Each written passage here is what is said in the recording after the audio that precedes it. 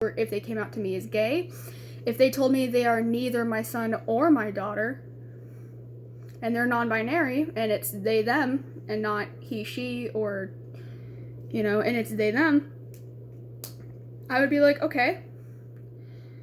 I feel like I would be more of like asking questions and be like, well, what do you need from me as your mother?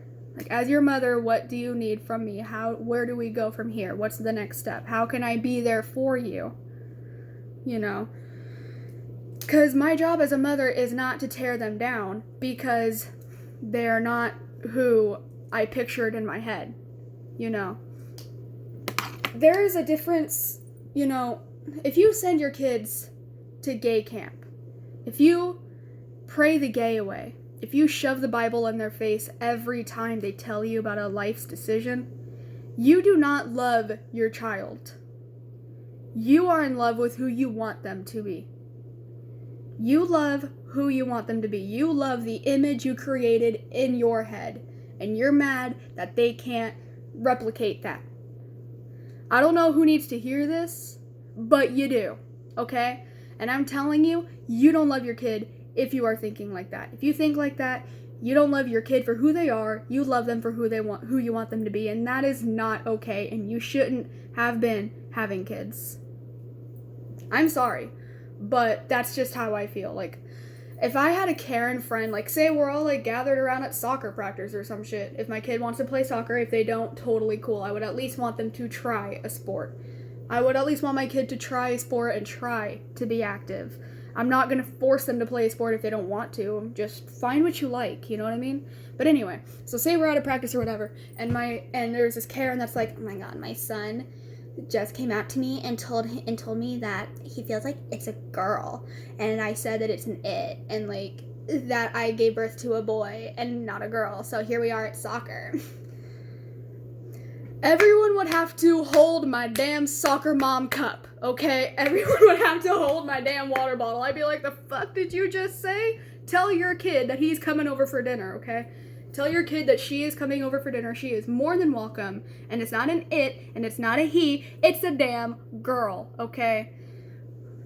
You don't love your son. You don't love your daughter. You just love who you want them to be. You love the image you created. Like, how are you going to get to heaven and tell God that you kicked out your son?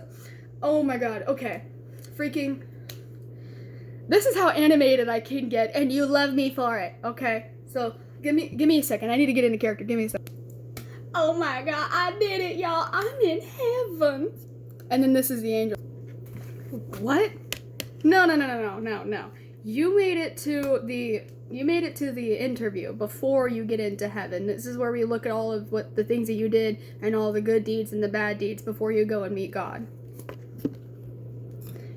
Oh, well, I just know I'm going to make it to heaven. I mean, obviously, I am such a good person.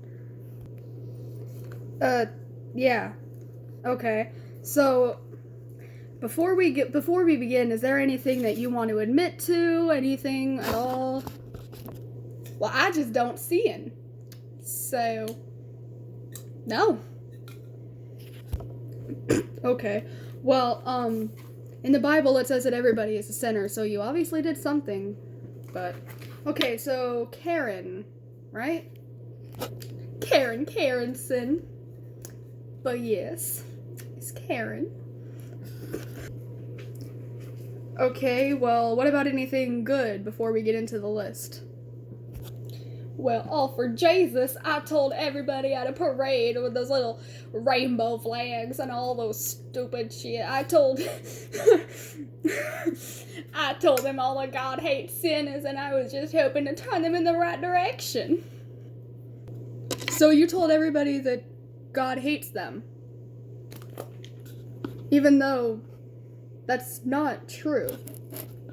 Well, I mean, it was Adam and Eve, not Adam and Steve. I mean,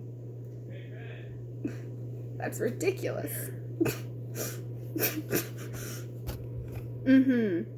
Well, anyway, it says here that you yelled at a teenage girl at a McDonald's because your sausage egg McGriddle was not cooked all the way, even though it was, and you just wanted a discount. Well, I mean, if you're a hard-working Karen like me, I mean, You just deserve all the best. Well, no. Okay. And it also says here that you kicked out your 16-year-old son for painting his nails black. And he came out to you that he was gay, and you told him that he is no longer your son. Explain that. Well, like I said, Angel, obviously, if you're a sinner, you're not welcome in my home because this is only a God home. Only Jesus is welcome in our home. And if you're gay, you're sinning. And I just don't do sinning. I'm sorry. But you... Hell. No. Hell. I beg your pardon. I won't speak to the manager. I can't. End scene. That's how animated I can get, and you won't love me for it. Honestly, like, my worst fear was my fiance walking in while I was doing the accent. Oh my god. Every Karen I've ever met talks like that, though. I just thought of this one freaking Karen at Freddy's that, like, she had, like, a different accent. Like, it wasn't Southern. It was, she was, I think, visiting. And she was adorable. I loved her. Too bad she was a Karen. But, she came into the restaurant and she was like, she had I can't even, I don't even know where she was from, but, she was just like, you know, she was talking about how she wanted her burger a certain way, and I told her we didn't cook it that way, and then I told my manager that, because she was like, I want to speak to the manager, so I told the manager, and she told me, she was like, just go back out there and tell her that we can't cook it like that, because we don't do that, we don't carry that. So I walked over to her and I was like, I'm so sorry, but Freddy's doesn't have that, we can't cook it like that, and she goes, fuck are you, and then left.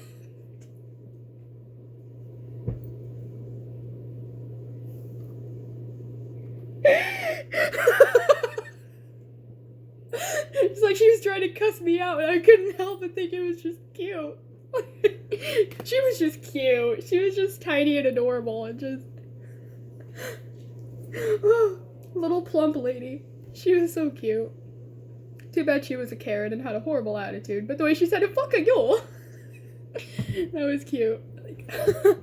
Anyway, so yeah, that's pretty much how I'm gonna, like, raise my kids, is just basically raise them into a loving, caring, and accepting home, and, you know, having my kids be able to talk to me about whatever and whoever, and, you know, obviously, they're not gonna look at me and say, fuck you, Mom. I'm gonna be like, okay, but, like, same. But no, I'm just kidding. I would just be like, excuse me? Like, why do you think that's okay? What happened? Okay, like, we would talk about that, because, like I said, I still want respect, but I wouldn't demand respect. The same thing, I'm gonna go back to what I said earlier. Commanding respect and demanding respect are two totally different things. Let's review. For those of you that weren't paying attention, and for those Karens that are like, oh, you're gonna let your kids talk to you however they want. No, I'm not. Here's the difference. Commanding respect is gonna be like, I respect you and your things. I don't cuss at you. I don't command you. I don't demand you around like little slaves. I don't cuss at you. I don't talk back to you. I ask you nicely to do things. I would like respect in return. You will respect me in return of me respecting you. Demanding respect is this is demanding respect, and this is how I refuse to raise my children. Hang on.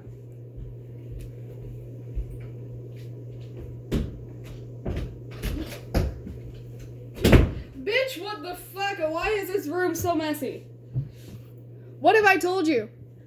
I don't care if I didn't tell you to pick it up. I'm telling you to pick it up now because I said so, because I'm the mom. You see the difference? Here's how I would rather approach it. Here's how I would rather do it.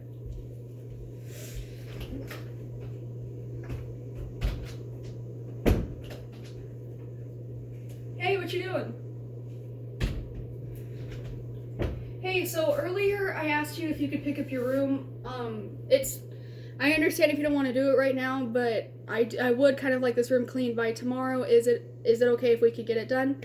Perfect. Awesome. Thank you.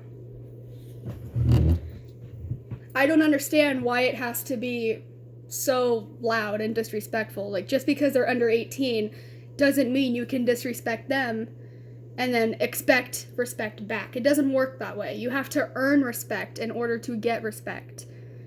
I feel like you just have to be, like, on a mutual basis with your kids. Like, you know, like, just... You'd have to be, like a more, like, you expect them to communicate with you and express their opinions to you, but yet you're gonna belittle them for their opinions. But you're also gonna demand them to respect you. You're gonna bark orders at your kids, you're gonna call them little shits, you're gonna cuss them out, and then you're gonna expect them to talk to you like, hello, mother, hello, father, I would like to ask you a question, please. Like, that's not how it goes. Like, no. If you're gonna wake up your kids, like by throwing the shades up and turning the light on and telling them, get your ass up and go to school, you're really gonna expect them to go, oh, good morning, father. No, it's not gonna it's not gonna work that way. I don't know why my parents thought it would work that way. They're gonna be upset and they're gonna be angry and and the rest of the day is gonna be like, it's gonna be hell because of the way they were woken up. And when I was a kid, the way I was woken up would determine my mood for the rest of the day. So if you're gonna wake up your kid like that, they're not gonna be in the best mood ever. They're gonna be depressed and they're gonna feel pretty fucking shitty. Like, why do I feel like my parents don't love me? Why do I have to feel like they woke me up like that? I don't know. My kid might be a fucking brat and everything I just said might not work. But that's how I would like it to be, and I just don't understand why it can't be like that. And, like, you know, people wonder why there are so many toxic relationships nowadays. And I think that has to do a lot with how kids are being raised and how kids are growing up and what they see in the home. You know, like, if a man is abusive towards his wife in front of his kids, it is more than likely that the son is gonna grow up to be abusive to his partners. And it's gonna be common that the girl might be interested in toxic relationships and abusive males and you know, and if you're just gonna have a drunk parents, if you have drunk parents that are like just drinking all the time, it's pretty fairly common that your teenage son and your teenage daughter are just gonna fall in line and repeat the same steps. Whatever you show your kids is what reflects on them as well. If they grow up in a toxic environment, they're gonna be toxic or look for toxicity. Me personally, my dad was not toxic, but my mom, I don't want to say she was toxic, because she wasn't. She was just she grew up in a toxic environment, and because of that, she didn't really know how to handle love, you know? And I feel like that was a little bit how I am too. Like, I found a lot of toxic relationships. I was in a couple domestic violent relationships. The last one I just got out of was the worst, but, you know, I faced a lot of verbal abuse, emotional abuse in my partners because I thought that was normal, and because those were the only people that loved me and, like, accepted me, and, like, you know, yeah, my parents loved me and they showed me love and acceptance, but I grew up pretty ugly and nothing changed, you know, obviously nothing changed. Nothing's that much different. I had a little bit of a glow up, and when I mean a glow up, I mean just a glow. Not a glow up, just a glow. No, not even a glow. It's more like just an up. I didn't have a glow up, I had an up, where I just grew. I just got taller. So, because of that, nobody really showed interest in me in that way, like romantically. Nobody really showed interest in me other than the people that were toxic, and they were like, there's a nice girl that I can manipulate. There's a nice girl that I can beat on, and she thinks it's normal. you know? Those were the kind of people I attracted because I never really felt confident enough to pursue better. And now I found the best thing that ever happened to me because of the fact that I learned this is not normal, you know? It took years of building myself up. It took years and years of realizing what I deserve in a relationship. It took years of realizing I don't deserve to be talked down to. I am beautiful. And I am way too beautiful to be talked to like a piece of trash. You know? It took a lot of work in myself for me to realize that. It took a lot of crying. It took a lot of healing. It took a lot of laughs. It took a lot of tears. So many tears. It took a lot of that. But it was all worth it because I realized that I am worth so much more than what anybody tells me. So if my daughter was sitting right in front of me right now, telling me, like, Mom, my boyfriend tells me that I'm a horrible person and he tells me that I should lose weight and all of that. First of all, I would tell him to drop her man like he is hot, even though he's not. I would tell her to drop him and block him, but before I get into that, I would tell her why. I would comfort her, and I would tell her that all the things that he's saying is not true. I would tell her that, like, you know, with the whole, like, men acting like little boys, and you know what, forget the whole men thing. For the little boys out there in an 18-year-old body, that, if you have a girlfriend that is a little bit on the hefty side and she's happy the way she is, and you look at her and tell her, should you be eating that? Are you sure? Should you be telling her, like, if my daughter came over to me and she said, oh, Mom, I have to watch my diet. Oh, you're beautiful the way you are, but why do you think you need a diet? Well, my boyfriend says that he prefers it if I was skinnier. Hell no. Okay?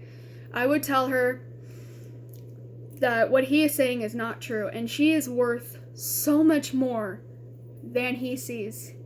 And she is worth so much more than what she sees. And this is what I wish somebody would have told me when I was a little girl, and like I think that's why it affects me so much. But you know, I'd be like, what you see in the mirror, you're worth more than that. Like, you are worth a lot more than what your boyfriend is trying to tell you. You don't need to lose weight in order for him to be happy with you. And you don't need to lose weight to be happy in your own skin. If you would like to lose weight because you feel like it would make you happier in yourself, then by all means, I will help you. Like, we will all start losing a little bit of weight. But if you want to lose weight just because your boyfriend tells you to, that's not healthy and that's not love, and you are worth so much more than that. I feel like a lot of little girls need to hear this too, and what's making me cry about it is the fact of, like, there are so many eating disorders now. Like, there are so many little girls under the age of 15 that are suffering from eating disorders because of what their boyfriends are telling them, or because of what they are seeing on TV, and because of what they see in magazines. All of that stuff is Photoshop. All of that stuff is fake. Like, none of that is real, and you are real, and you are worth so much more than that, than anything that you are seeing in magazines and in pictures and what's on TV, and all these YouTubers too that have a lot of weight, that have lost so much weight, and that are telling girls what to eat and what not to eat. Like, if they're doing it in a healthy way because they want to help people, wonderful, but there are a lot of viewers, typically little girls or young women, that take that to heart, and they feel that they need to change in order to look like them. You don't need to look like them. You just need to look like a happier version of yourself. That is your best accessory. Your best accessory is yourself. Your best accessory is a smile. Because when you smile, it is my favorite thing that you wear. Like, your smile is the best makeup. Not even the best makeup can make a girl skinnier. I put a lot of makeup on because I hate the way I look. I look in the mirror and see a 600-pound woman staring back at me. That's because I have a little bit of body dysmorphia because I suffered from an eating disorder. And I think that's another reason why it touches my heart to know that there are girls right now that are not eating. I feel like I should make a video of like just talking about this topic, because I could go on about this topic, but just know that you are beautiful and that I love you and you are loved and I love you so much. And these 4 years with you guys have been amazing, and